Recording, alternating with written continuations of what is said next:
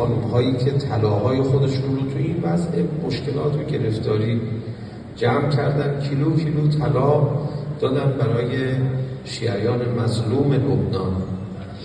خب این چه حماسه با عظمتی بود. اینجا دیگه یه دونه صدقه دادن ساده نبود، یک انفاقی بود در راه ولی خدا. این دیگه مستقیم مقرب شدن به آقا امام زمان ارواح الله الفداست. اون ابعاد اجتماعی رو ما یادمون نره، ابعاد سیاسی رو یادمون نره. فرمایشی که Koseyan gürzeresning po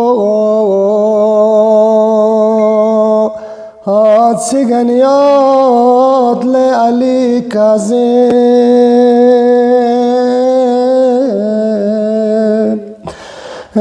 esning